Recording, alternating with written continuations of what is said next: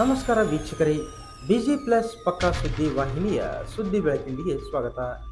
ನಾನು ನಿಮ್ಮ ವಾಹಿನಿಯ ವರದಿಗಾರ ಸಂಗಮೇಶ್ ಕುಶಿಗಿರಿ. ಕೊಪ್ಪಳ ಜಿಲ್ಲಾ ಕಾಂಗ್ರೆಸ್ ಮಹಿಳಾ ಘಟಕ ಹಾಗೂ ಆರಾಮ್ ಸಂಸ್ಥೆಯ ಸಂಯುಕ್ತ ಆಶ್ರಯದಲ್ಲಿ ಅಂತಾರಾಷ್ಟ್ರೀಯ ಮಹಿಳಾ ದಿನಾಚರಣೆ ಹಿನ್ನೆಲೆ ಕೊಪ್ಪಳ ಜಿಲ್ಲೆಯ ಮಹಿಳಾ ಸಾಧಕರಿಗೆ ಗೌರವಿಸಲು ಉದ್ದೇಶಿಸಿರುವ ಪ್ರಶಸ್ತಿಗೆ ಕುಷ್ಟಗಿ ತಾಲೂಕಿನ ಇಬ್ಬರು ಸಾಧಕಿಯರು ಭಾಜನರಾಗಿದ್ದಾರೆ. ಕುಷ್ಟಗಿ ಪಟ್ಟಣದ ವೈದ್ಯೆಯಾಗಿ ಸಮಾಜ ಸೇವೆಯಲ್ಲಿನ ಗಣನೀಯ ಸಾಧನೆ ಮಾಡಿದ ಡಾಕ್ಟರ್ ಪಾರ್ವತಿ ಪೊಲೋಟಿ ರತ್ನೂರ್ ಹಾಗೂ ಸೂಲಗಿತ್ತಿಯಾಗಿ ಸಾವಿರಾರು ಗರ್ಭಿಣಿಯರನ್ನು ಸುರಕ್ಷಿತವಾಗಿ ಹೆರಿಗೆ ಮಾಡಿಸಿದ ಗಾಂಧಿನಗರದ ಅಜ್ಜಿ ಶ್ರೀಮತಿ ಕಂಟೆಮ್ಮ ತೆಗ್ಗಿಹಾಳ್ ಅವರು ಕೊಪ್ಪಳ ಜಿಲ್ಲಾ ಸ್ತ್ರೀ ರತ್ನ ಪ್ರಶಸ್ತಿಗೆ ಭಾಜನರಾಗಿದ್ದಾರೆ.